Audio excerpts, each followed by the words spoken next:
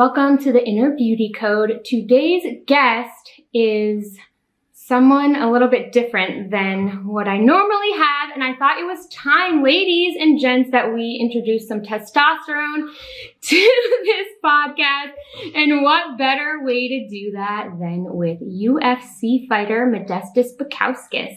Hi, Modestas. Welcome. Thank you so much for having me on, Rachel. It's good to see you. Great to see you. So you are a UFC fighter, MMA fighter. So tell us a little bit about yourself. How long have you been doing this? How long have you been in the UFC? Yeah, so I've had a really crazy journey from start to the finish. I started doing martial arts when I was 5 years old. Literally, my dad was a Soviet Union no-holds-barred heavyweight champion. You know, he was one of the, I think, the best fighter in Lithuania at the time. This was back like before, you know, MMA was kind of a thing and cage fighting was a thing. So obviously, it got to me being 5 years old and it started off like on the pads, like, oh, hey, look at this cool move, look at this nice throw. And it's just like, oh, woo, this is fun. Do you know what I mean? This is new. And then next thing I was like, right, now we get to hard training. I'm like, great, here we go. Fun just went straight out the window and now we're training properly. But it was good. Me and my sister, actually, we both do it and we both started at the same time. And she used to whoop my butt all the time when I was younger. But then I hit my puberty stage and then that's when I started to take over. Yeah, so we started in kickboxing and we trained Sambo as well. And then we done judo. So we like pretty much just like thrown straight into martial arts since a very young age. I became a 4-time British kickboxing champion. My sister was a English kickboxing champion. So, you know, that's where I started seeing sort of my early days of success. And then I actually ended up moving away from that for a little bit when I was about 11, 12, I guess you could say. I started trying other sport. Like my mum basically had a conversation with me, oh, why don't you just try some other sports? And, you know, my dad he just wanted me to find my feet, find who I am, as opposed to sort of, I was being forced to do it, like, you know, at the time, or at least I thought at the time it was like, oh, why am I being made to do this? Even though now I look at it and I'm like, Joe, thank you so much, Dad, for doing that when I was younger. But, yeah, I played a bit of tennis, got to like a decent level, but nothing crazy. And then I actually found a bit of a talent for basketball. You know, got to quite a good level in that, and I actually went to America to play. I went to high school in Louisiana, proper deep south. Yeah, and then I played there for 2 years. Well, essentially I was only eligible for 1 year, but I went there for 2 years. Made some really great connections. It was obviously an amazing time, great experience. Like, you Americans know how to do school, I'll tell you that. Everything's just so much more emphatic and, you know, everything's just more like out there, whereas over here it's a bit more reserved, I guess you could say. And their schooling programs were amazing. Like, in terms of basketball, like strength and conditioning, everything like that. But then, yeah, essentially, I didn't get any college scholarships or anything like that. So at 18 years old, my dad asked me the question, you know, do you want to go to university for 4 years and, you know, get a job or this or that, or do you want to come back home and, you know, try your hand at MMA back where, or in his words, back where you belong, you know? Mm-hmm. And obviously I opted to go back home and basically get a job at 18 and just start training. And yeah, I've sort of never looked back. I've always wanted to be a professional athlete since a young kid. And that was sort of my last avenue to be able to do that. And yeah, luckily it's all turned out well. Mm-hmm. Amazing. So I want to go back to when you started winning Cage Warriors. Yeah. So tell me about like the first time you did that and then going into your injury. Yeah. So I had a very good start to my professional career. Even at amateur, I was 8-1. I'd won 2 belts at light heavyweight, and then essentially no one wanted to fight me at amateur. So I remember I turned up to the fight, like weighed in, everything, got ready, and my opponent didn't turn up. So then literally in the cage, I just announced, like, I'm starting my pro career now. And I actually started at middleweight. I'm now light heavyweight, which is a weight class above. But yeah, at 21, I started sort of fighting professionally. Got a 4-0 record in my first year. So 4 fights, 4 wins. And then unfortunately, the second year was a bit of a tough one because I fought for my first professional belt, ended up losing that. And then the second fight after that was actually the first fight I got signed to Cage Warriors. They signed me to a 4-fight deal. And Cage Warriors is a massive promotion in Europe, especially now, like they've grown so big over their resurgence. Yeah, I ended up losing my first fight there. which was a bit mad because it was kind of like a fight that I really should have won. And I was winning the fight, and then next thing you know, I got caught off a punch, and that's all she wrote. So I started off my Cage Warriors career maybe not on the right foot, but then pretty much after that, I haven't lost at Cage Warriors. After that, I can't remember how much of a winning streak I went on, but I think it was maybe like a 7 or 8 fight win streak. I also won the belt at Cage Warriors. Then I got signed to the UFC. Then I got cut. I have a question about that. So when you win the Cage Warriors, then how does the UFC, do you automatically just go into the UFC? Do they have to pick you? I know nothing about that. Yeah, so essentially, my dad was my manager. He was getting me fights at Cage Warriors. He done an amazing job.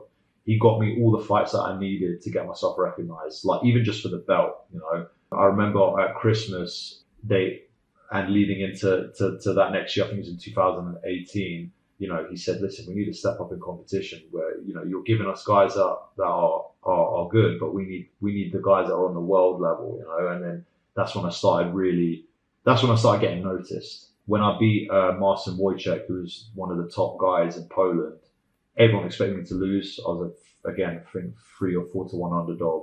I won by spinning back kick in the second round. I was losing the whole fight, and then next thing you know, he gets tired, and then I hit him with a spinning back kick, which my dad was calling in the corner the whole time, which was mad. But that was the fight that really got me on the map. And because I beat such a high level guy, that guy was ranked in the world very highly. They got me a fight for the belt. Now in Cage Warriors, Conor McGregor, just to put it into perspective, he won double belt in Cage Warriors, and that's why he got signed to the UFC, because Cage Warriors is such a prominent promotion. So when I won the belt already, a lot of people, actually before that, that's when I signed with my management team. So the way to get into the UFC is either contacts, obviously winning fights, but realistically, I think for most people, you should have a manager who's got a close connection with the people that are in that circle. So obviously, my manager, Jason House from Iridium Sports Agency, he actually contacted me before that title fight and said, listen, give me a shout after your fight.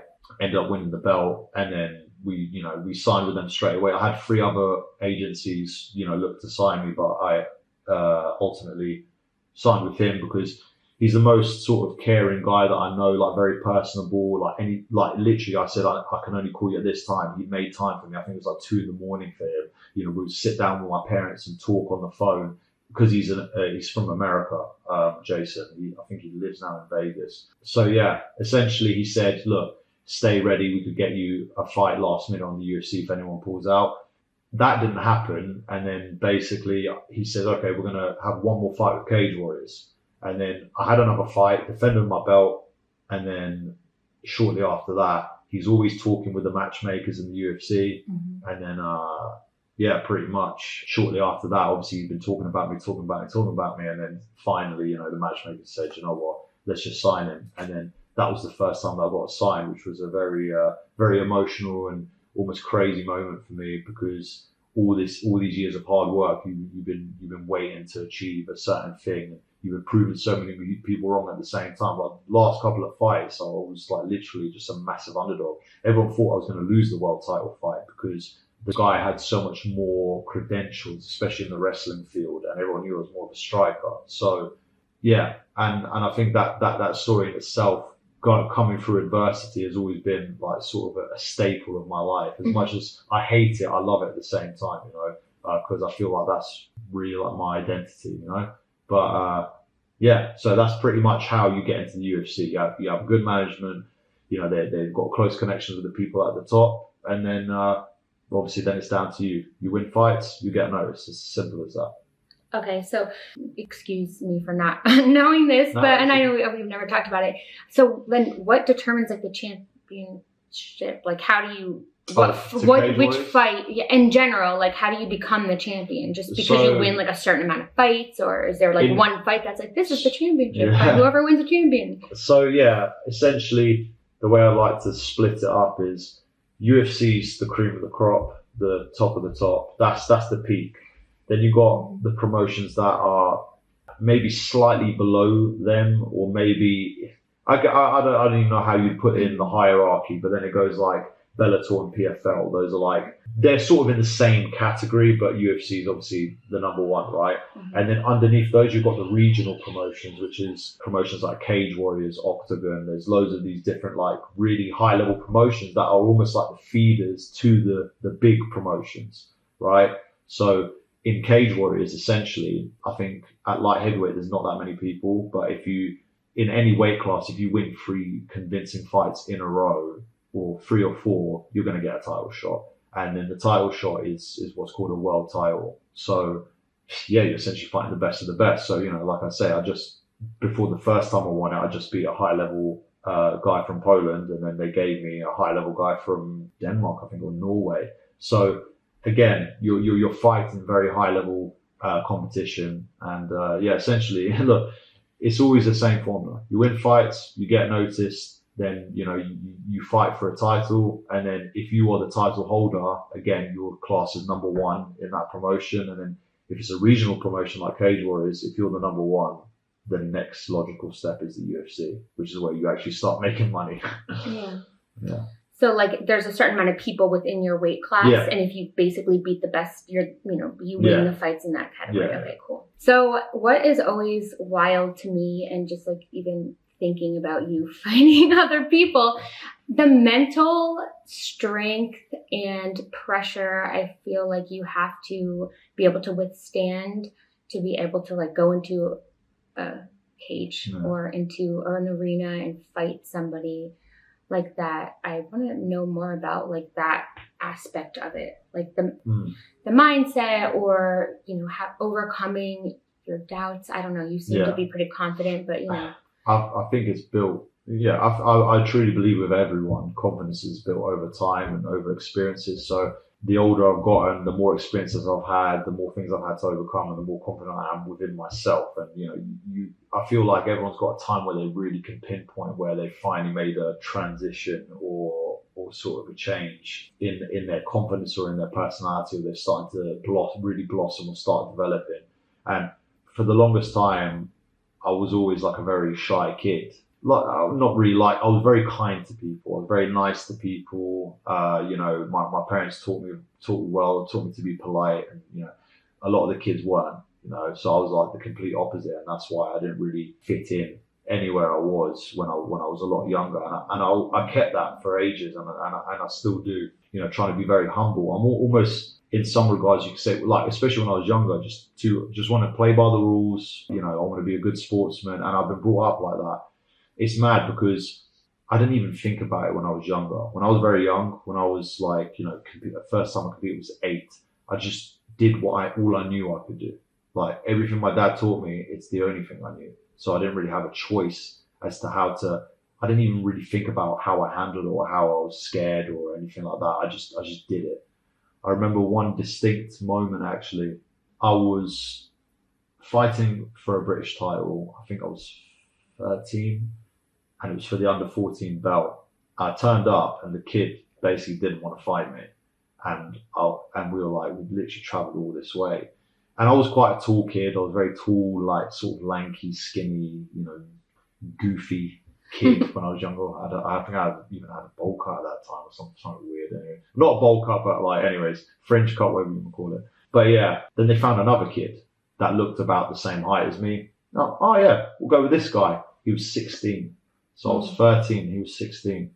So I think that was the first time I really had fear, or I really distinctly remember feeling it, because we started fighting, and I remember his punches were just much harder than what a normal, like 13-year-old that I'd ever felt. And I remember going back into the corner, and my dad was saying, like, "Are you okay?" And I was like almost crying, like I was literally like almost in tears. I said, like, he's hitting me really hard. My dad you literally just saw me. He goes, "Well, you fucking hit him hard back then." And but you could see he had that level of intensity, but also that level of care, because he wants me to put it on him, because he knows how good I am. Mm-hmm. So basically in the second round, I don't know what it was, I just literally started going crazy on this guy. Mm-hmm. And I had him up in a corner, and I was just literally just hitting him non-stop. And because he was much stronger than me, he literally couldn't do anything. He couldn't defend any of the punches, so he just pushed me, and I went flying. Then I went straight back at him, And I don't know, like I think since that moment, that was again like one of the first early things about how to deal and handle fights. But again, I think I was like almost too young. You know, I've always been involved in sports and playing at a high level, but obviously then when you're going out into a fight, it's completely different. I think it's the realization that you just have to accept what feelings you do have, because everyone's going to be nervous, everyone's going to have butterflies. You can either let it take over you and be scared and let fear, like, it's almost like you wanted to hide into a corner and not let them on. It's like having a monster, like not like, you know, like whatever, or like chasing you and you just want to hide, or like let's stand up. And the best way I can describe it is like, imagine back in the olden days, they had, you know, axes, spears, swords. All these guys are scared, you know what I mean? But they almost had this is why like the samurai warrior code, they just learn how to embrace that feeling of, I'm going out there, I'm gonna die, but am I gonna die being a wuss, you know, basically, and, you know, just getting sliced up, instead of actually I'm gonna, you know, kill maybe 3, 4, 5 guys and then it's my time, you know. So that's the sort of a mentality that I go into fights now, but it's something that has to be developed. And I think what hindered me a little bit was my need to be a sportsman, my need to be nice, courteous, kind, polite. You've got to be like that, but I think that also brings out the fear more in me. Whereas when I think a little bit darker, like I want to hurt them, I want to put blows on them, I want to make sure that they can't hit me back, you know, and stuff like this. And I'm thinking, no, I'm better than you, and, you know, you almost have a little bit of arrogance about you. Not so far gone that, you know, like I say, it completely takes you over, but in a way that you're not like, oh, I'm not gonna. Yeah, it's like, no, I'm gonna absolutely thrash this guy. Like, this is my fight. You know, that's when I always perform at my best, or even with a bit of anger for me. When I'm too calm, it's good, I can move, but when I'm a bit more like kind of vicious, a bit more intense, that's when I normally fight better. So it's a very weird thing, but it's something that is completely developed over time, and you just have to get used to it more and more and more and more. And yeah, some people are just so used to it, they've done it so many times that it just becomes natural. It's like, I know this feeling, I know this. But you've also got to remember that the other person is going to be feeling the same thing you are. So it just depends who can handle it better on the night, and who can actually let go and pull the trigger a little bit more, which is something that I've definitely had to develop over many years. So just like mentally preparing yourself and knowing that, I remember the last time you were like, oh, like the darkness is setting in. I know you told me like the week before your fight. So you just like start mentally prepping yourself then before like your fight. Yeah. Well, I think it's about putting yourself in a place that allows you to go away from like the nicer sides of nature, in a way, you know, the peaceful sides of nature, because we want to be peaceful as human beings, but in the cage, you don't want to be like that. That's literally, literally, it should be like it is, life or death in there. Even though it's a competition, it's not, because, you know, the guy could seriously hurt you with a lot of money on the line. You know, everyone's out to win, and they want to win impressively. It's almost having that Michael Jordan-esque sort of mentality that he had going into basketball games, wanting to be the best and being ruthless about it.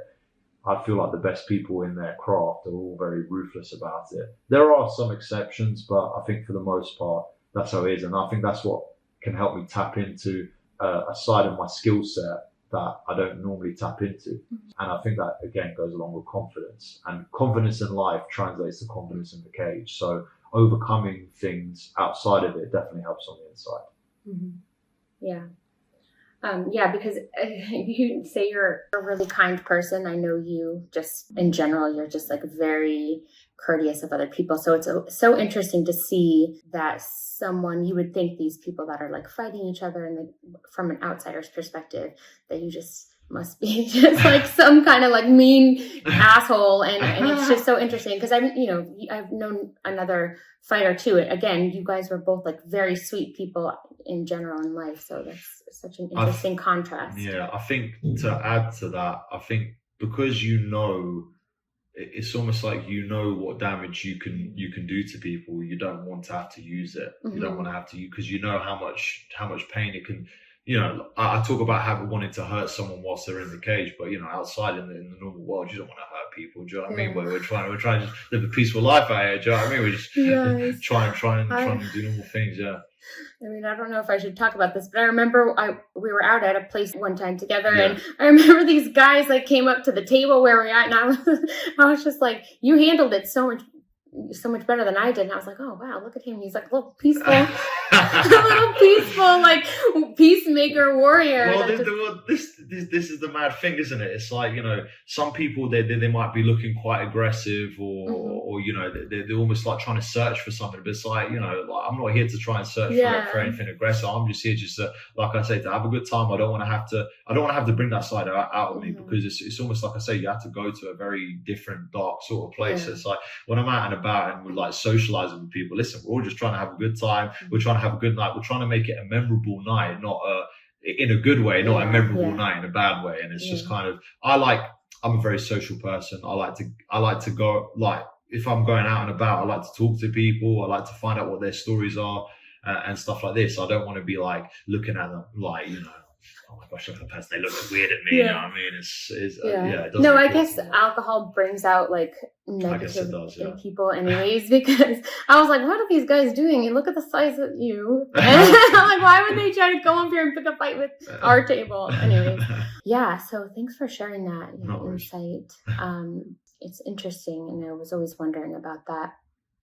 But I want to know, what I really admire about you is your mindset and just knowing your story and how you talked about getting accepted into the UFC and you were winning, and then you ended up getting an injury and getting kicked out. So I know you've talked about that a lot, but can you give us like a little rundown of that? Because I always look at that as, you have a dream. It literally looks like it was taken away from you, and then you had to overcome all that mental chatter. Well, that's where I changed a lot. I changed a lot of things already from that moment. It was a time where I almost feel like I lost myself a little bit, or maybe not necessarily. It was almost like losing myself and trying to find myself, but creating a new character at the end of the tunnel. A character that's going to be better able to handle. Let's give a little backstory. So basically, you were in the UFC. You had a fight. Someone kicked you in the leg. Broke your leg, and then you were out on an injury, and then you got kicked out of the UFC. Just to give everyone a little backstory to this, and then what happened from there? So I, obviously after the injury happened, I was very fortunate. The UFC have got amazing, they got amazing insurance, and they had the best doctors. I mean, it was probably upwards of like 20 grand in terms of an operation on what they did to my knee. Now, the sad thing is I went into that fight with a serious knee injury already. So it was already on its last, quote unquote, last legs. And then obviously in the fight, it just made it worse. Got side kicked, like much worse. The operation, I must say, was probably to this day, the most painful surgery I've ever had in my life. My physio, shout out to Leanne as well, Distinct Physiotherapy, if anyone else wants to check her out. Honestly, she did an amazing job in terms of taking care of me. She came and watched the operation. Like, she came and watched what the surgeons were doing to my knee. She literally said it looked like something out of a horror film, like rods sticking in everywhere from all different angles in my knee. They had to put synthetic ligament. They had to put some of my own tissue and stuff. And then synthetic ligament is like, they don't normally do that. They do that if they really want to fix someone, basically, to make sure that they can compete in such a sport like MMA again. So I remember waking up from the operation table, and the first thing I noticed was the pain was almost unbearable. I was like, I'd rather my leg just be chopped off. Like, it was that bad. I literally told them, like, you need to give me, I didn't even want to, usually, like I say, polite, courteous, kind. This time I was just like, get me painkillers. Like, I need painkillers. Can you put it in there, please? Like, because to inject me was, I don't know what it was, but morphine or whatever. So the pain eventually stopped when I finally woke up properly, but then I got madly sick. I was like literally thrown up everywhere, and I couldn't stop. But it's because they obviously used so much anesthetic and stuff like that my body was just completely out of whack. I couldn't keep anything down. I was thrown up, and I hadn't even eaten anything. I couldn't eat anything. they had to give me 3 doses of anti-sickness medicine just to stop me from throwing up. So yeah, it was a lot of dark times. When it got to the point where I got cut from the UFC, I felt like everything in my life was just sort of, I was trying to be positive. I'm very thankful now that I took videos whilst I was injured, because it really helped me to sort of stay on track as much as I could. I was trying to be positive. I was trying to do law of attraction and everything, like trying to stay on the right track and say, listen, I'm going to recover from this. I'm going to come back, and you know, this isn't the end, and blah blah blah. And then next thing you know, I actually get the call that, you know, I've been cut from the UFC, and I feel like my world just like shut down on me. It's like it just sank, because you're trying to come back from all this. You're trying to think, you know, there's definitely got to be some sort of positive to this. And at that point, I felt like there was nothing positive going on in my life. And, you know, I reverted to drinking quite a lot every night in my bed, drinking myself to sleep. My parents didn't even know this was going on. Obviously, when I mentioned it in an interview before, my dad was like, "What, you were drinking yourself to sleep?" And I was like, "Well, that probably explains all the beer cans sitting on my bedside table." But yeah, I realized that now that was really bad in terms of recovery for like inflammation and stuff like this. But I just wanted to get away from the world for an hour or two. I didn't even want to be in it, because I'm like, if this is my reality, I'd rather just not be here. Like, that's the sort of feelings that were going through my head. I just didn't want to have to deal with everything that was going on. You know, I was in a relationship that I felt wasn't right for me, and I just didn't know how to get out. That guy who's courteous, kind, loving, caring, doesn't want to hurt anyone, but unfortunately you have to do things to hurt people in order to make it better for everyone. So yeah, I went for a very dark time. I really just, in my head, I think I started to almost look at the world in a very different, in like different glasses. You know, I wasn't looking at it like I was before, trying to be a sportsman. I was like, you know what, this is a dark, harsh place, and if you don't navigate through it the right way, it's going to hurt you back, and it's going to bite you back even harder. So the way I sort of got out of it, I guess you could say, is just by day trying to figure out what I can do just to improve and change myself. What can I do? Well, all I can control is physio right now, so let's focus on getting better. Crazy enough, I had to have a second operation because there was just so much inflammation in that joint. I couldn't straighten my leg, so I had to have a second operation. Around these times, this is where I felt it was the hardest, because I'm like, I'm just trying to recover, and here I am, and next thing you know, I've got to have a second operation. But luckily after that, I mean, it was a tenfold increase in recovery. My physio again, Leanne, put me on a program properly. Everyone thought that I was going to recover very slowly, that it was going to take a year and a half, you know, whatever. Is he ever going to come back? You know, a lot of people already ripped me off and said he was never coming back. I remember going on Instagram, losing, you know, more than 2,500 followers just because I lost that fight, just because I had a knee injury, just because I'm not in the spotlight anymore. And I think for me as well as a person, I really hated the fact that I hated it, and I was very thankful and happy for my friends competing and doing well. But I'm like, yeah, but I'm not doing it. Like, I want to be along for that journey or that ride as well. So I almost started just feeling very, it wasn't even bitter, because I really respect and have loads of good friends in the MMA community, and I all want them to do well. But I'm like, I can't. I just want to be doing this. It just hurts to see them achieving everything, and I literally have to sit here and not, you know, I have to do what I'm doing, you know. But day by day, piece by piece, you realize, oh, okay, hold on, I'm making a bit of recovery. Then I end up getting a job again, because, you know, money was very tight as well after having been cut by the UFC and stuff like this. So there's a lot of things that you just have to go brick by brick. You know, you can't look too far ahead into the future. Don't look at your past, or don't try and look too far, like too deeply into what things went bad. It's almost like, what can I actually learn from the past that's going to help me forward in my journey, you know? And those are the things that I started to focus on. And when I focused on all of those things, like, okay, what can I clear from my past that's going to make me better going forward? What things can I change? Started changing those things, started seeing improvements in my life, improvements in my physio, improvements in my technique, and you know, and stuff like this. And you learn so many lessons along the way, and the lessons you learn really shape you to who you're going to become in the future, and what sort of person you're going to be, and how you're going to handle life in general. From that injury to fighting again in 14 months is unheard of. Like, all ligaments torn, you know, both both cartilages gone. You know, everyone thought that, like I say, no one ever expected me to come back. So the fact that I even came back and won my first fight back in Cage Warriors 14 months later is, again, unheard of. So yeah, it was the worst time of my life, but actually the best time of my life, because it was an eye-opener as to what I needed to do in order to move forward. And I think it was just part of the story. I keep thinking in my head, oh, I see these guys when they're young, they're doing it when they're 25, or they're achieving these things when they're 26. Don't look at them. Focus on yourself. You know, focus on what you have to do. Focus on your journey. Your journey is different to everyone else. It's unique. Everyone has their own unique path and journey they need to go through.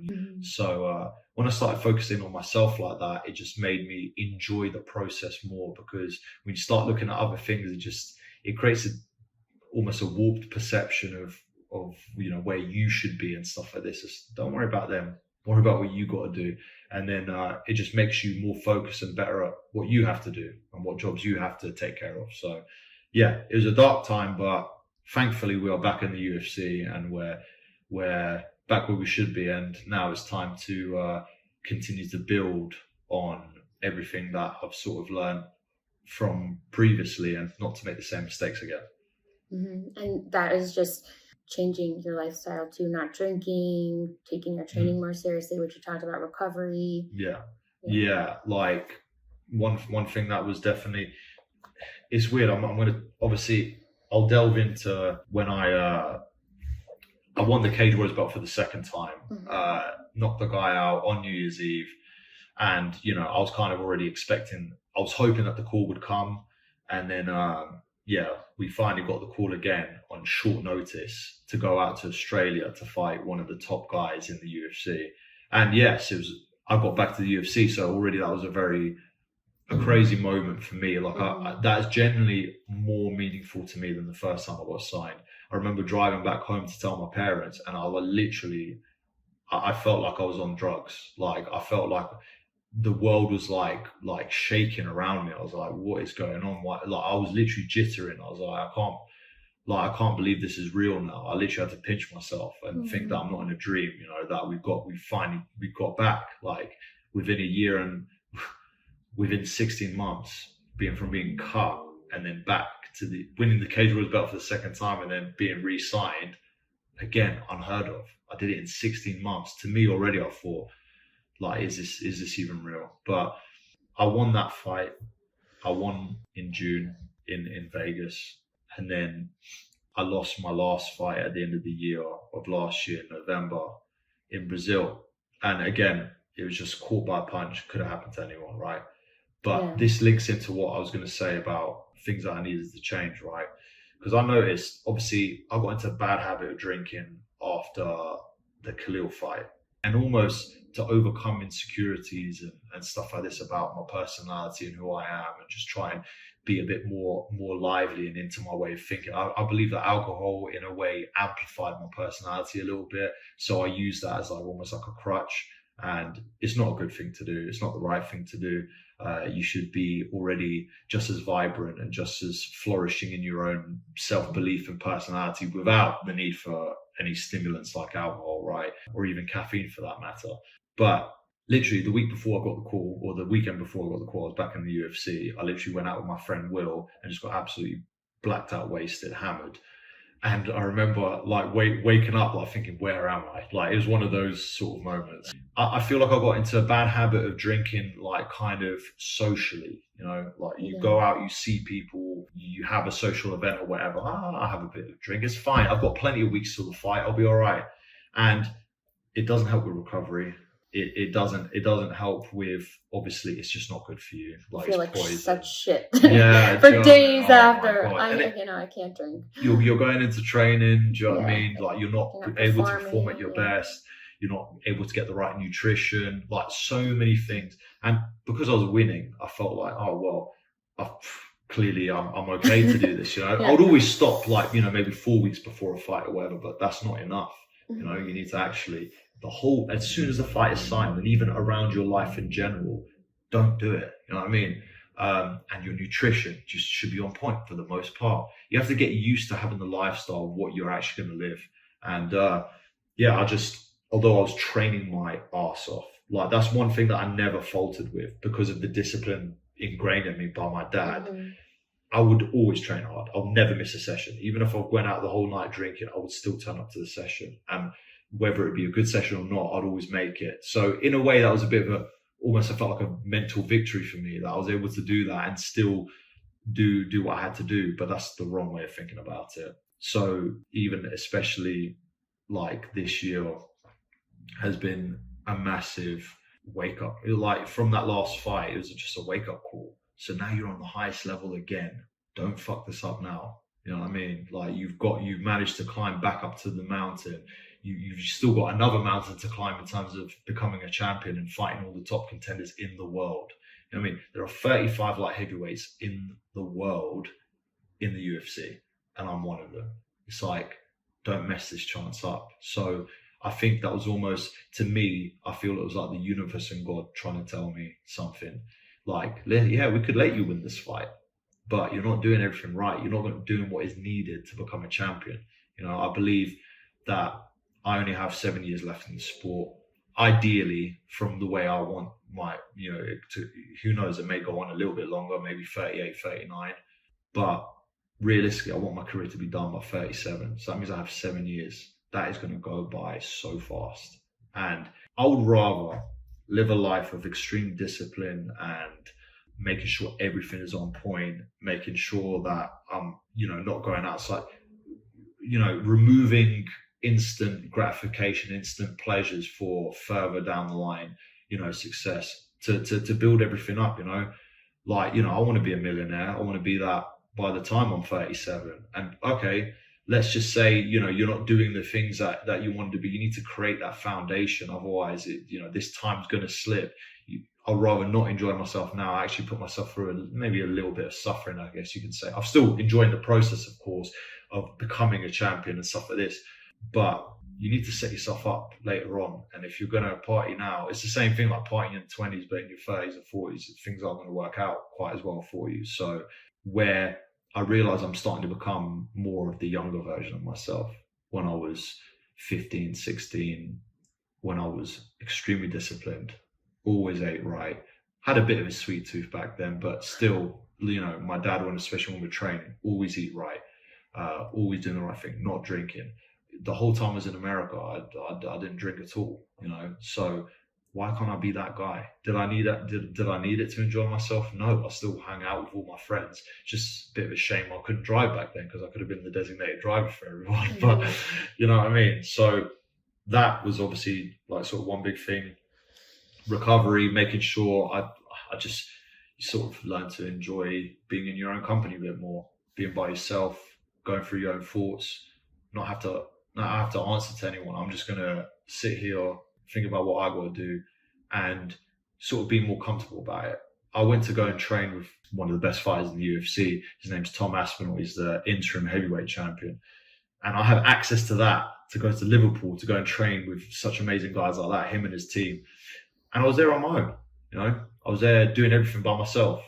When I'm aside from training, I'm just sitting by myself in my hotel room, thinking about what I got to do and stuff like this. And I got more comfortable with this. So I always felt like as well, I always wanted to try and be around people all the time. I wanted to be social because I started, like I say, building my confidence and being more of that guy. And not needing to have external validation from just random people that don't matter, and more 100%. Like getting that from yourself. Exactly. Just being grateful and thankful just from within, do you know what I mean? And just enjoying experiences as well.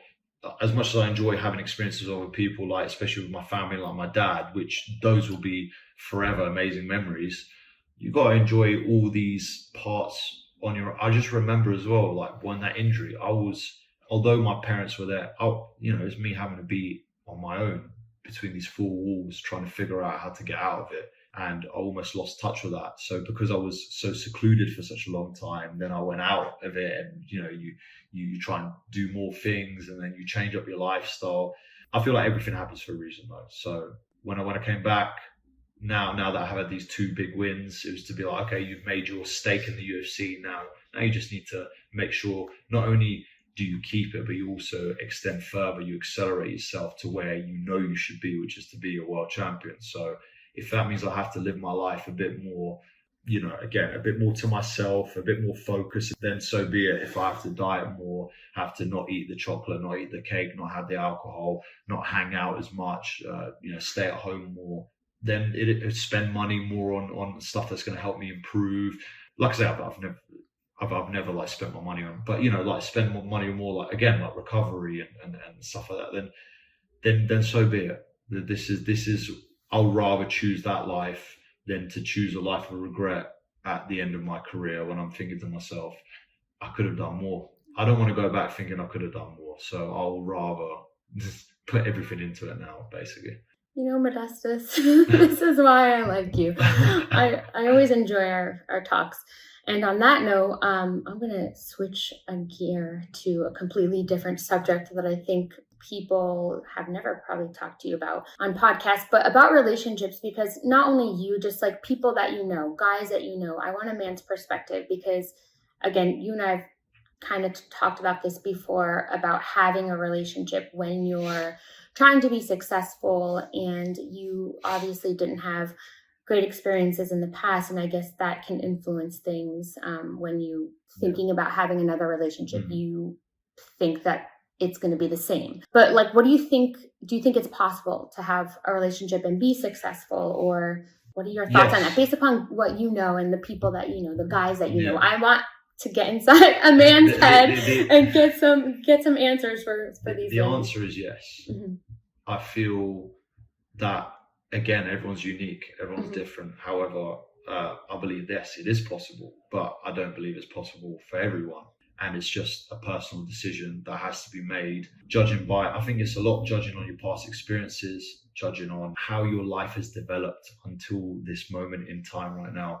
Let me give you an example. Anthony Joshua, he's a tall, 6'6", good looking, world champion, millionaire. And he said in an interview very clearly that he isn't looking for a relationship whilst his career is ongoing. He says, maybe when my career is over, 100% I want to settle down and be with someone. But whilst my career is going, I'm not having any distractions. Yeah. And I'm not saying having a relationship would be a distraction, because for some ways it can help and improve and make you more focused. But the way that I can relate, I guess you could say, to him, is that, and it's not to sound rude or whatever, but it's like, you don't have to answer to anyone. If I've got to do something, I can just do it.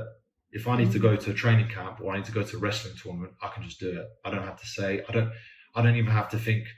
It's mad, because I've got some really good friends, and obviously you tell them happy birthday, but I don't have to think about planning a trip to go anywhere. I don't have to think about doing certain other things. All I can think about is me, my own personal development, my own improvement, me becoming a better athlete, and that is all I have to think about. I don't have to think about anything else.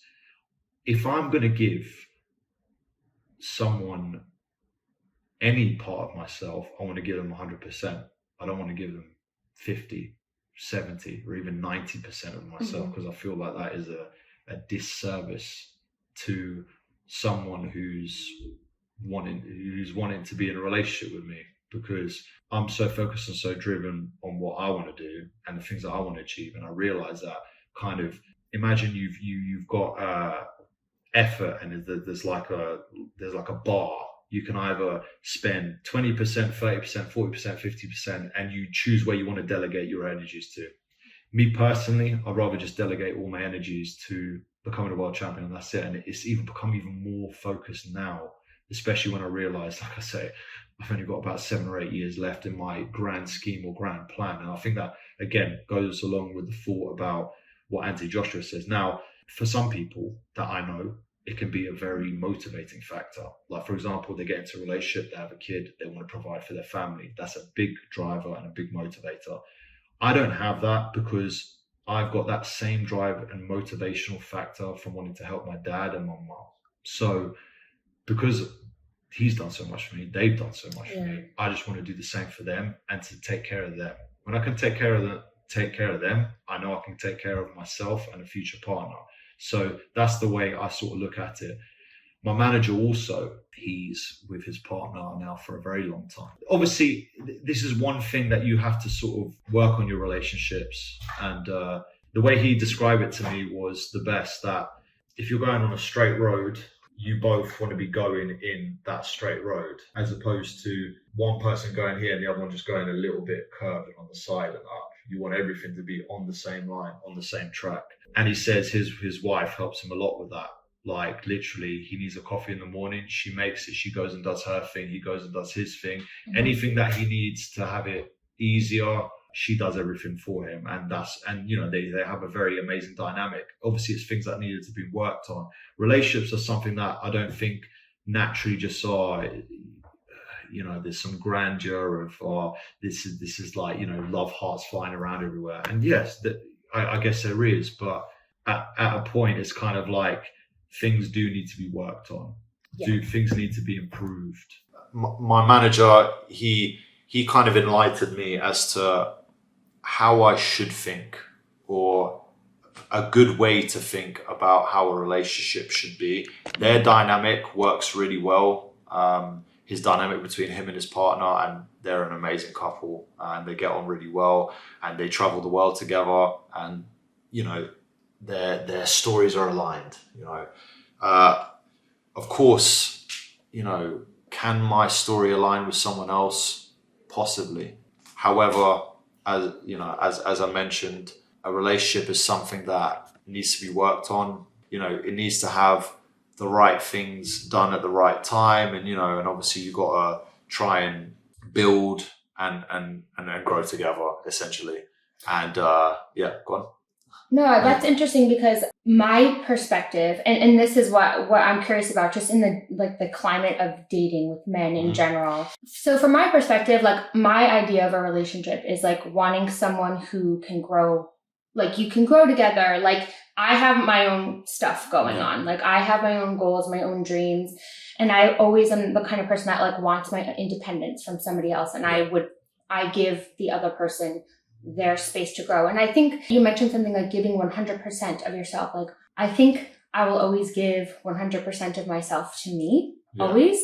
But I think when you find someone who can come and bring 100% of themselves, and you two kind of do life together on that perspective, that. So, I mean, just because you know a lot of guys, and you know, you and I you mentioned not being in the right relationship. And I know that the wrong relationship can be a distraction. Yeah. It can be hard. It can be difficult. But for me, I'm really, for myself and other women, it's like, there's got to be a way for people to come together. And I guess it's timing, and I guess it's 100%. Meeting a person that you, at a time where you're open to do that. So that's, I don't know. I think if my life was going in a different direction, I probably would be in a space to want a relationship. Mm-hmm. I think it's funny how you talked about, you know, tying your last relationship into your future relationships or people that you come across in the future.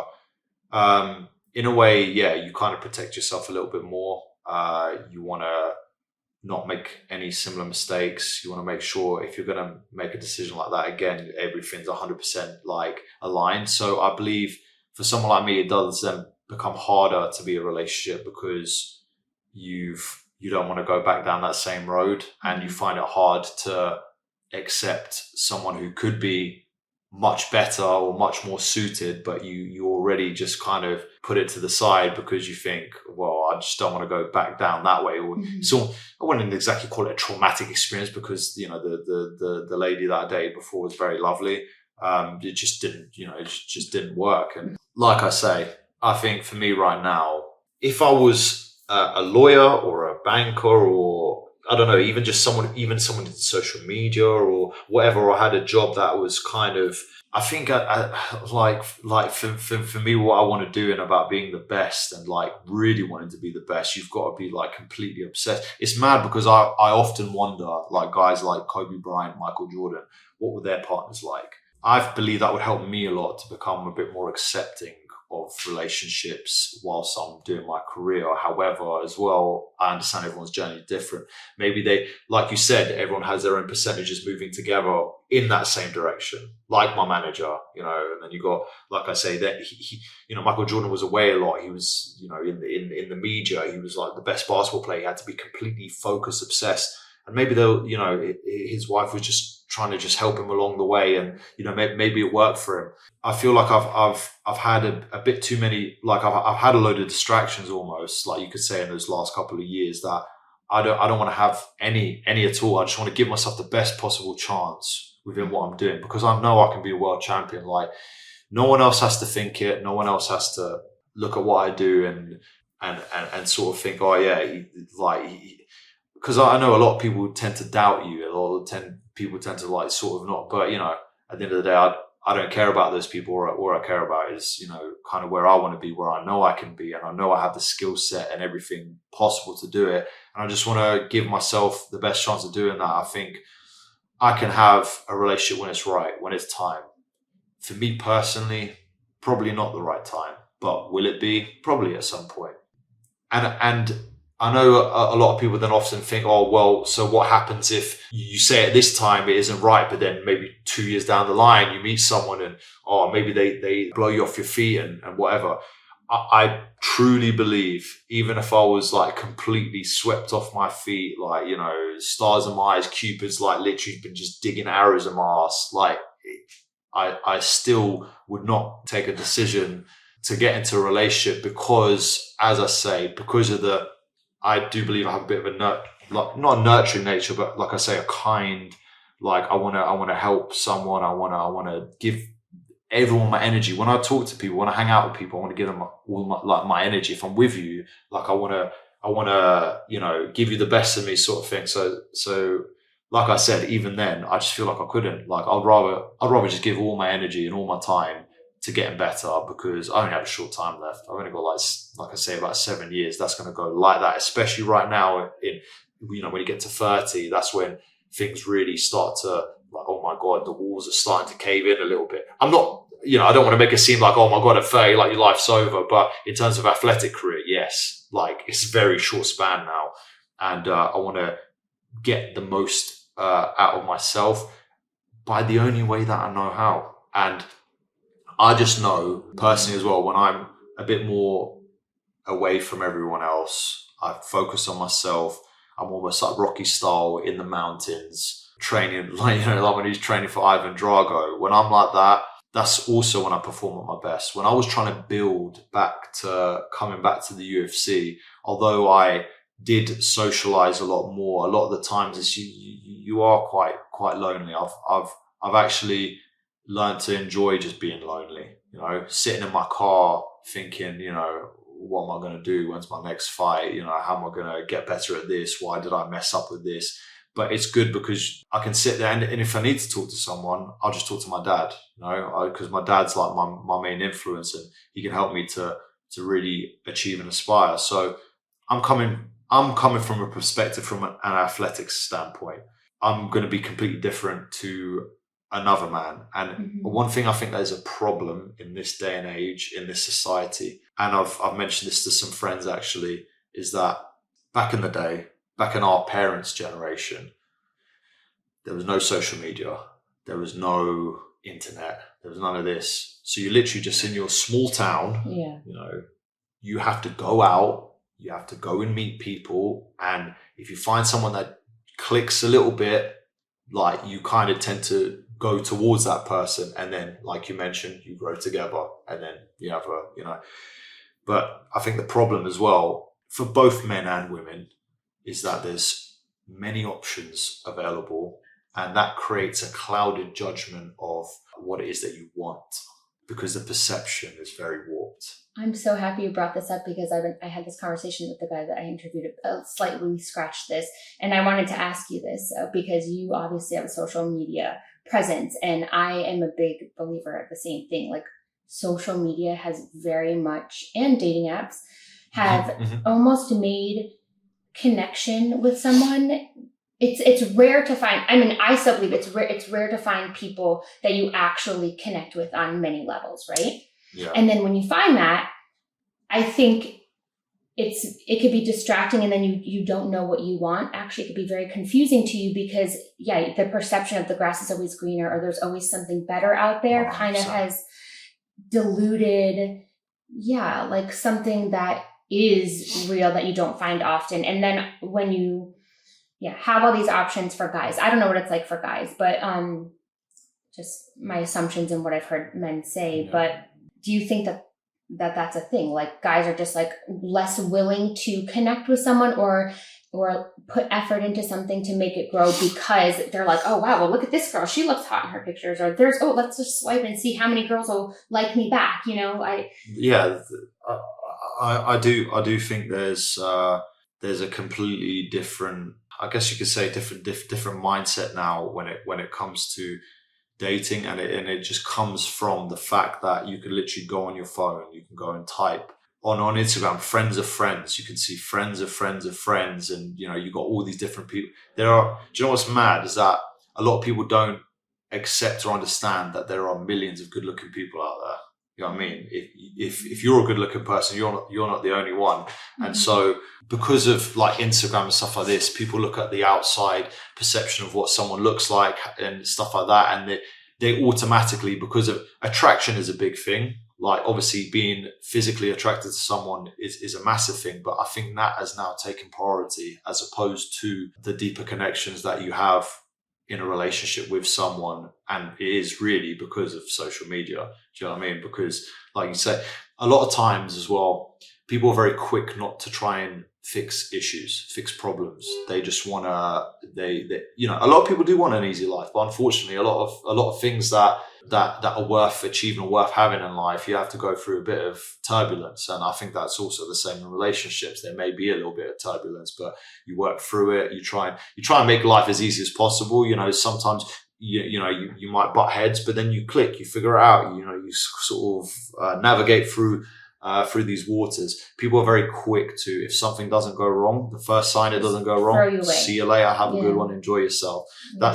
That's a massive thing that is causing a lot of problems, I think, in the world right now, because then a lot of men, as soon as they get upset with their wives, or maybe they put on a little bit of weight potentially after they've had a kid or whatever, or and then they see these hot girls 18, 19 years old or whatever, and it's just like, oh my god, look at that. And it's such a mad thing. Let's just put this up. Let's say that there was no Instagram and he was with his wife. They have to talk about these things. They have to communicate about it. Now, I'm not saying that you go out into the world and you may meet someone that, because of course that could very well happen as well. But, people are very quick to throw away the learning and growing together part of the relationship because there's so much option out there. And, it seems like with dating apps and stuff like this, people are now a lot more secretive, trying to hide things a lot more from each other, which is also very unhealthy. But now you've got even guys like on certain podcasts talking about how, men of a higher status should just go and do what they like and stuff like this. And it's just like, people are just being brainwashed. I feel like with everything, the more you put into the more, and because it's so much more easily accessible, it's been thrown into the media. So people, all they do is see it. They don't see anything else. All they see is, this, that, and, if I'm a high status male, I should be able to do what I want and get away with it and stuff like this, which, goes completely against the traditional thoughts. And it's mad because they're now using this as well, like as an argument, like back in the day when there was conquerors, they had millions of wives and blah, blah, blah. So they're kind of using that same narrative.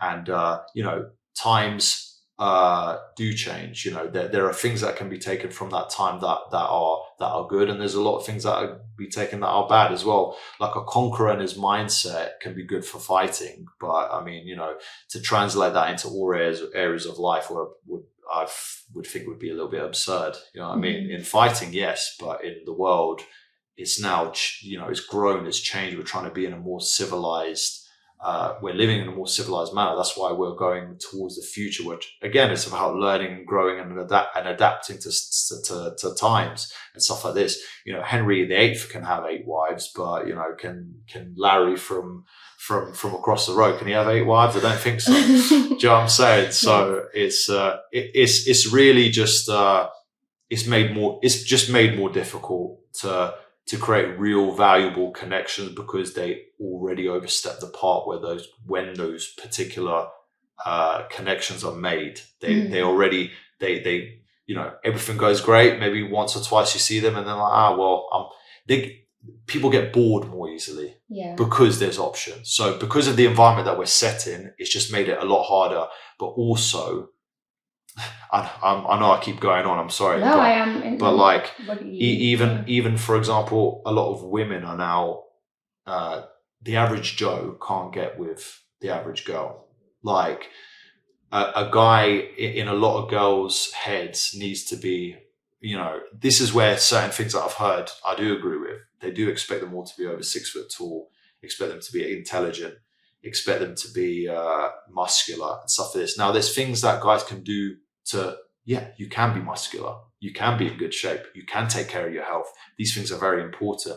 You can't change how you look, and you can't change what height you are, but you can be vibrant, you can be intelligent. There's all these other things, but again, it's sad because a lot of girls then straight away will completely not even look at someone just because of 1 or 2 factors. You know what I mean? Like for some women, it's even having someone that's bold. They want someone who has hair. Again, these are things that I can't, you know, we can't determine how that's going to happen. Yeah, there's operations that you can do to change these things, but you're kind of, a lot of it starts at the material level, and then it makes you almost skip past.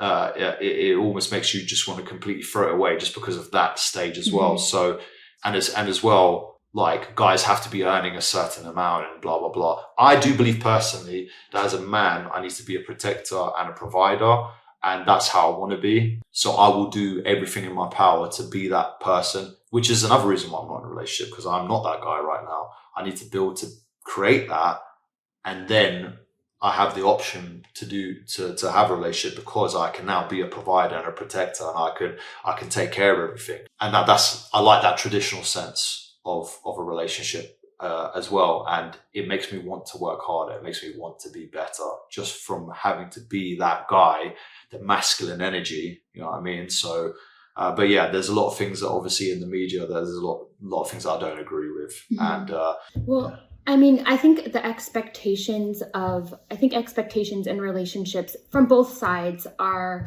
very distorted right now. Like, even my friend and I, we did a podcast last week and talked about how some of her friends have unrealistic expectations. They want their guy to be like rich and successful and to have a great social life, and then also be the guy that's going to surprise them with time and trips and do all these things for them while still making the money. But she's like, well, my friend was telling me, she's like, well, if he's busy working to provide for you, how is he going to have time to like be your girlfriend that you just chit chat with on the phone when you have a problem and all these, you know, these things. And I think women can do things to change. But then as far as social media goes, that is another big thing, because like, even if you are in a relationship, and like, say you're in a relationship and then a guy is like following a bunch of chicks on Instagram. And I know like a lot of my friends talk about this, and girls talk about this. I've heard guys talk about this on podcasts about like, does it matter if guys are like following a bunch of other girls and liking their photos? Like, do you have any perspective from guys? Or I think from a man's perspective, a lot of the times as well, what I've noticed is that, for example, some people will like your photos and then, oh, okay, I'll look at them. They're pretty fit. I'll like their photos. And then either one starts following one follows the other. And usually you kind of, like me especially, like I don't talk to people unless they message me. I'm just like, do you know what I mean? Like, yeah, you can like a couple of photos and think they're attractive and this and that. And again, I think it's mad, because for a guy, from a man's perspective, And I know this sounds like very harsh, and well, I guess you could say harsh, but I guess, you know, for every man out there, it's probably the truth. You can meet someone who's hot, like, for example, they may not have any substance about them. You might not like want to get into a relationship with them, but they can also, you know, you could sleep with them, and then, you know, there's nothing after that, and then it's just completely forgotten about, and then, oh, okay, well, that was a hot person that I met, and now I'm off doing my own thing. There's other connections that are created over, like, you know, like maybe you do meet someone that's great, good looking, you both get on and everything goes well. Maybe things aren't on at the right time, but look, you've had your time, you know, you might have had a little bit of fun. You don't want to intrude on each other's lives, and you just get on, and some people can work it that way. But I think the thought of being around a hot chick or being in bed with her or something like that is something that is exciting probably for a man to, you know, oh, I like the photo, they like it back. And a lot of the times it goes nowhere. A lot of times it's one or two likes, and then that's that. You maybe follow each other with the excitement, and then it's done. And that is actually probably the majority of all of these interactions. And then I know that then, you know, you go through people's likes and following and this and that. And I think that can become quite unhealthy and quite toxic, because you're constantly wondering about the what ifs. But I have to admit personally, in a lot of times it is something very harmless. However, even though it is harmless, if you're in a relationship with someone, you shouldn't be doing that. Yeah. I feel like if you are with someone, then I have to admit, and I'll be very blunt about this. In my last relationship, for me, it was almost like payback, but almost like I didn't get enough of it. Like, I remember my previous relationship, she was continued to like this guy's photos, which are a bit more like, you know, like topless in bed and stuff like this. And then you ask them about it, and then they brush it off as if it's nothing, as if, why can't you understand it? It's just my friend. And I'm just like, okay, but still that shows that you're attracted to them. And then it's mad, because then when the shoe's on the other foot, it's like amplified what bad you've done. But for them, it's okay. Do you know what I mean? So maybe this is the reason why guys as well feel no remorse about it almost, because they're like, well, if the shoe was on the other foot sort of thing. But I know a lot of girls don't do that though. This is the thing. A lot of girls don't actually. And that was just a one-off case, by the way. It wasn't like a continuous thing. It was actually more on my part. Just I generally think that the whole liking thing is most of the time harmless. But yeah, if you're in a relationship, you shouldn't do it. Like, that just shows that you have interest, that you like how they look. For some guys, though, it's weird, because there's also another dynamic to that. Sometimes, for example, if it's a friend that's good looking, you want to support them, fair enough. But like, also, if you're just like, I don't know, a guy that's just liking a good looking girl just because, oh, this post is cool, or she's like, you know, sometimes they can like it in that context, and it can become a bit misconstrued. But like I say, I just feel like if you are in a relationship with me personally, you shouldn't like be maybe liking or following someone else's stuff. I mean, if you're single and you're doing your thing, then really, why does it matter? And like I said, most of the time you'd be liking a couple of photos, they like a couple back, and then that's it. It ends there. Mm-hmm. A lot of time you just create perceptions of what could be and what, you know. But I'm not saying that there could be guys that also, they do that and they are pursuing these women. I think where it becomes really dangerous is when there are messages. You know, if it's liking a couple photos but there's no messages, really, it's like, okay, wow. And I've had this a couple of times where they like your photos, you like them back, and then it's done. And then that's it. No messages have been sent. They might even have a relationship, or might be in a relationship, but it's like, okay, it's like almost they're saying, you're good looking, but I'm good. I'm doing my own thing. You know what I mean? Or if they do choose to message you, you don't respond, you shut it down. That's how it should be. So I think, there's a lot of different sides to it, but I feel like if you are in a relationship, you should probably move away from liking other people's stuff, because it's just going to cause issues mentally for the other person. Yeah, and I'm asking too, I had a friend whose husband was doing that, and then like him and his friends were like exchanging the photos of hot girls, and she like, I remember at the time I was just like, okay, like I didn't think anything of it, and she was like so pissed about it, you know. Yeah. And I mean, and I get it, yeah, like I would probably be pissed if it was my man Yeah. doing that shit too, you know. But like I remember at the time I'm like, all right, well chill out, like calm down, you know, let's just take it down a notch. Yeah, but well, this is it. Like, well, yeah. And then it depends on the person. Anyways, I was wondering too, do you think that people are afraid to be in relationships, like guys just fear it? I don't think they're I don't think maybe they're necessarily afraid. Like I say, I believe this day and age with social media and stuff like this, like a lot of men seem to like variety. But again, it's weird. They like variety in a sexual context, not necessarily in a relationship standpoint. You know, from a relationship standpoint, they would rather just have that deeper connection with someone. But if they just want a little fling, like, oh, here we go. But there'll be someone that they would actually want to talk to more. They'd want to try and tell them more about their problems, and they have a much better, they get on really well with. But yeah, I think a lot of the times in this day and age, you know, it's about wanting variety, which is, it's a weird thing. Maybe it's just ingrained into men. Maybe it's ingrained in their hormones and their personal, you know, way of being. For example, I do feel as well, if I had a lot more attention when I was younger, I wouldn't necessarily want much of that now, or I would be a lot more okay to be in a relationship now if I had had it earlier. Whereas, like, for example, this comes friends from school who, you know, they used to get all the girls, but they're all married now. They all have, or they have kids or whatever. So I think as well, going into relationships, you want to make sure as well it's the right person, because you don't want, if I'm in a relationship, I don't want to be looking elsewhere. I just want to focus on them. I just want to like have them in the front, rear view and side mirrors. Do you know what I mean? And that's it. So when I was younger, didn't get any attention. Wasn't in shape as I am now.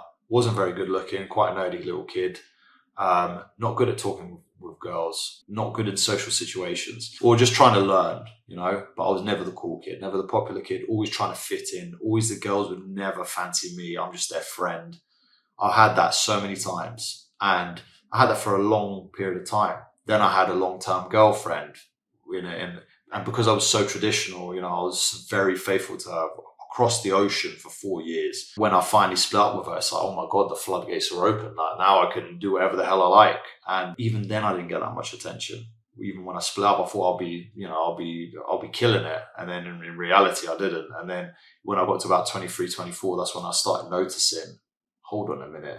Like, now I'm starting not to be that little weird kid that never got any attention anymore. And as time has gone on, I have to admit, progressively been getting a bit more and more attention, or it's easier to seem attractive to people for me. And I think the fact that I didn't have any real relationships and I didn't meet that many women or anything like that, you're almost catching up and trying to make up for lost time. And it's not the right way of thinking. I've noticed that within myself.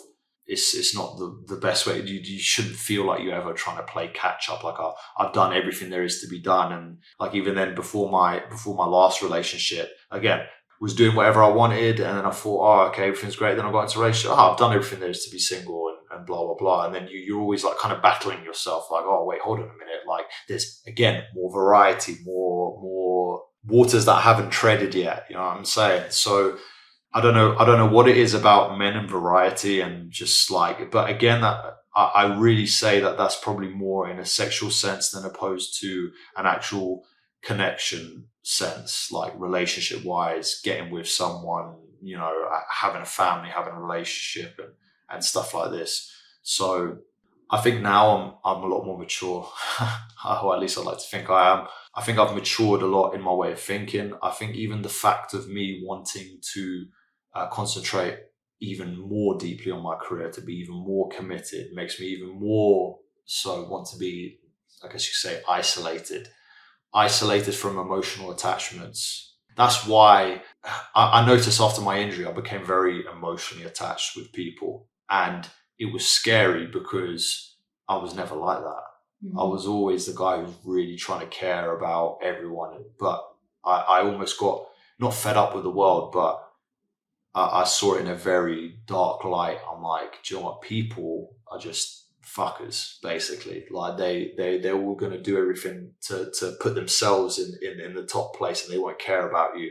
And that was also a bad way of thinking. Yeah. I think you need to have a fine line. You need to understand that, you've got to be careful at the same time, but to give everything up to someone emotionally as well, you've got to be very careful, because a lot of people have had bad experiences as well. But I feel like as well, Mother Nature's a very wonderful thing. You'll have that intuition, thing that you'll feel that intuition with someone, and then you'll just know that it's right, and then in the right time, in the right place, everything will happen the way it should be, like naturally. It shouldn't be rushed, it shouldn't be forced. And I feel like with a lot of relationships, either rushed or forced, which is why they end up breaking down. And yeah, there's so many different factors. It stems from so many different things. But for me as a person, I think now, like I said, I've come into my own self a lot more now, not needing variety, not needing even validation. That was a lot of things that I was searching for, because again, I never had it. Everyone telling me I'm crap, I can't do this, I'm not the best. And now you're getting attention, you've got a social media following, people notice you, you go taking pictures with people and stuff like this. And I really needed that before, because I never had it. But now I've realized that I don't need it now. Maybe I did, towards my late 20s, but now I'm getting to the point where I'm like, I'm actually just very happy within myself. I'm doing this to achieve stuff for myself and my family, not necessarily because I want to look cool or I want a load of Instagram likes or whatever. For Instagram and stuff like that, you need the following to make money. So that's one way, but a lot of people, it's just, I just want everyone to look at me and pay attention to me. A lot of girls and even guys see how many likes I can get on this photo of my ass or my muscles or this or that. And it's just like, so that's what and even on dating apps, they just want to know how many people are swiping right on them, how many matches can they get. It's like a little game. So because of all of these things, I believe that there is a lack of maturity in the dating world in general and to people's feelings and stuff like this. A lot of people don't normally look at both sides of the story. They only look at their own side. And then it's hard to make that connection if you can't look at the other side of the gate. You know what I mean? So it's made very difficult. I don't want to put a dark light on relationships and dating in general, because I do believe that when you do find that person and things are in the right place and you do meet at the right time, that can be very beautiful, and you can grow together naturally, and everything will be beautiful and amazing, and you guys will make an amazing connection with each other. But yeah, it's just, there's many factors, but when all align, it's a very beautiful thing. And obviously, I wouldn't be against that, but me personally, in this day and in this particular time, just want to focus energies on one place, which is my athletic career. When it's over, when I know there is no stone left to be unturned, I can literally sit there at the end of my career and say, I can put my hand on my heart, I've done all there is to be done. I can't do anything else. I can sit there and take a deep breath. You can look at yourself on your deathbed and think, do you know what, in my athletic career, I did everything. I don't need to sit and think back, what if I could have done more? What if I concentrated a little bit more? What if I, or what if this didn't work out? And you can become very bitter at the end of your life if you feel that it was due to a relationship that it didn't work out. So why put myself in that position? I'm just gonna go for it, and then at the end of the career, we'll see where I stand. Mm-hmm. Well, I hope you find that, because you are a great person, Modestas, and I'm happy to know you. And I guess on that note, thank you so much. No, it's been a really nice chatting to you. Obviously, I've delved very deep into a lot of different things. I've almost gone very kind of crazy mode on everything, but I love to talk, so I love sharing all different thoughts. But it's great talking to you. Yes, and I know. And ladies, too bad he's not older and ready, because I'd snap him right up. Well, Thank you, Modestas. Oh, and where can people find you if they want to? Just on Instagram. I should probably change the name now, but it's at MODYB24, and Twitter is at Baltic Gladiator. Perfect. Thank you so much, Modestas. Nice one. Thank you so much for having me. Great talking to you.